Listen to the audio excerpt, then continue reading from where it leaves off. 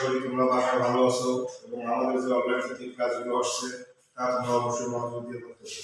তো প্রিয় শিক্ষার্থীরা, আগামীতে আমরা ধারণা লাভ করছিলাম চাকমা এবং মারমা উপজাতি সম্পর্কে। আমি আবার বলতেছি, আগামীতে আমরা ধারণা লাভ করেছিলাম চাকমা এবং মারমা উপজাতি সম্পর্কে। তো আজকে আমরা ধারণা লাভ করবো সাঁওতাল উপজাতি সম্পর্কে। আজকে আমরা কোন উপজাতি সম্পর্কে ধারণা লাভ করবো? সেটা হচ্ছে সাঁওতাল উপজাতি সম্পর্কে। তো প্রিয় শিক্ষার্থীরা, সাঁওতাল উপজাতি সম্পর্কে ধারণা লাভ করতে গেলে আমাদের প্রথমে তাদের সম্পর্কে ধারণা লাভ করতে হবে বাসস্থান। আমরা যখনই সাঁওতাল সম্পর্কে আলোচনা করতে যাবো তখনই তাদের প্রথমে যেটা জানতে হবে সেটা হচ্ছে বাসস্থান। তাদের বাসস্থান সাধারণত আমরা দেখে থাকি দিনাজপুর, নাটোর, বগুড়া, চাঁপাইনবাবগঞ্জ, রাজশাহী, রংপুর এই সমস্ত অঞ্চলে সাধারণত সাঁওতালরা বসবাস করে। তাছাড়াও আমরা দেখতে পাই যে ভারতে সাঁওতালের একটা বিরাট অংশ সেখানে বসবাস করে, কারণ সেখানে তাদের জীবনযাত্রার জীবিকা নির্বাহ অনেক সহজ, সেজন্য তারা ওখানে একটা বিরাট অংশ বসবাস করে। তো প্রিয় শিক্ষার্থীরা, আমরা ধারণা লাভ করলাম বাসস্থান সম্পর্কে। এবারে ধারণা লাভ করবো জীবনধারা সম্পর্কে। তো প্রিয় শিক্ষার্থীরা, জীবনধারা সম্পর্কে আমরা ধারণা লাভ করতে গেলে দেখি যে সাঁওতালরা সাধারণত তাদের জীবনধারার ক্ষেত্রে আমরা দেখি যে সাঁওতালরা তাদের সহজ সরল জীবনধারা করে থাকে এবং তারা কৃষি নির্ভর এবং তাদের পছন্দ হচ্ছে ভাত। তারা সবাই ভাত খেতে পছন্দ করে, পাশাপাশি মাছ, মাংস এবং তার সঙ্গে বিভিন্ন সবজি তারা খেয়ে থাকে।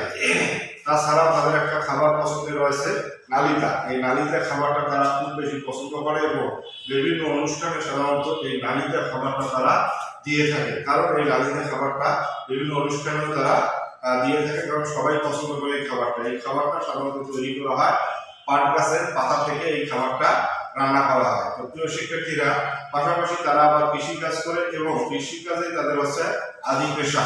কৃষিকাজে তাদের আদি পেশা এবং কৃষিকাজের উপরেই তারা নির্ভরশীল এবং কৃষিকাজ করে তারা তাদের জীবিকা নির্বাহ করে থাকে। তাছাড়াও দেখা যায় প্রিয় শিক্ষার্থীরা, তারা কুটির শিল্প, মৎস্য আহরণ বা বিভিন্ন অন্যান্য ছোটখাটো যে কাজগুলো আছে সেই কাজগুলো করেও তারা জীবিকা নির্বাহ করে থাকে। তো প্রিয় শিক্ষার্থীরা, আমরা জীবনধারার ক্ষেত্রে যে বিষয়টা সেটা সম্পর্কে ধারণা লাভ করলাম। তার জীবনধারার ক্ষেত্রে তারা অত্যন্ত সহজ সরল জীবন জীবিকা পালন করে থাকে, কারণ এই জীবন জীবিকা সহজ সরলভাবে পালন করতে তাদের যেগুলো প্রয়োজন সেগুলো হচ্ছে প্রধান কাজই হচ্ছে কৃষি। কৃষি কাজের মধ্যে সাধারণত সুন্দরভাবে তারা জীবন জীবিকা পালন করে থাকে। প্রিয় শিক্ষার্থীরা, আমরা এবারে ধারণা লাভ করবো যে পোশাকের ক্ষেত্রে আমরা দেখি যে পোশাকের ক্ষেত্রে সাধারণত মেয়েরা, বিশেষ করে মেয়েদের ক্ষেত্রে আমরা দেখি যে মেয়েরা দুই পাট অংশ পোশাক পরিধান করে থাকে। দুই পাট অংশ পোশাক পরিধান করে থাকে। একটা অংশ হচ্ছে বা প্রথম অংশটা হচ্ছে তাদের প্রথম অংশটা সাধারণত আমরা দেখে থাকি যে পাঞ্চি নামে পরিচিত এবং দ্বিতীয় অংশটাকে যেটাকে বলি আমরা সেটা হচ্ছে পাড়া। তাছাড়াও ছেলেরা সাধারণত দেখা যেত যে তারা বলা যেতে পারে ধুতি ব্যবহার করত।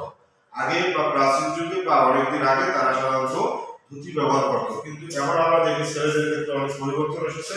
ছেলেরা সাধারণত দেখি যে দেখা যায় লুঙ্গি, শার্ট অথবা গেঞ্জি তারা ব্যবহার করে থাকে।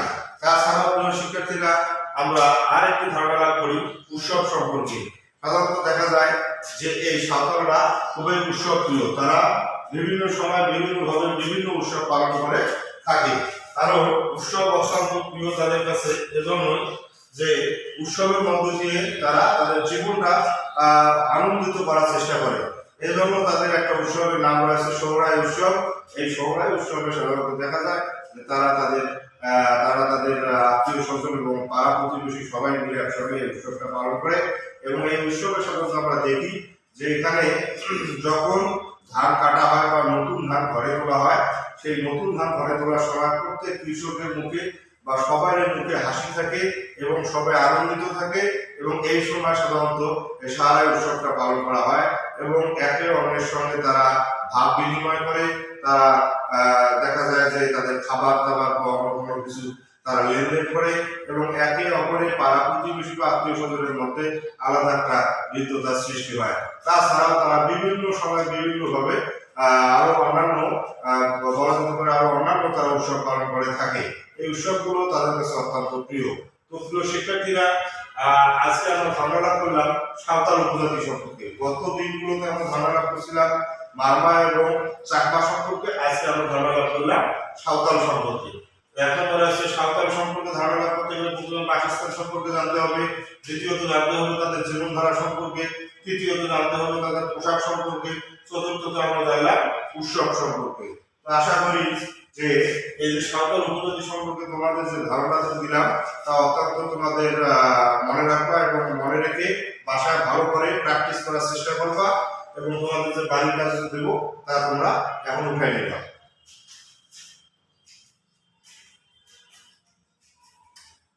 HW উঠে নাও।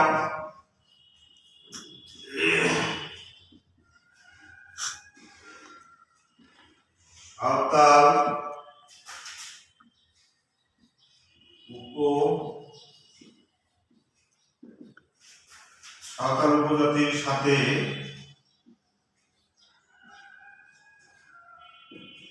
মারমা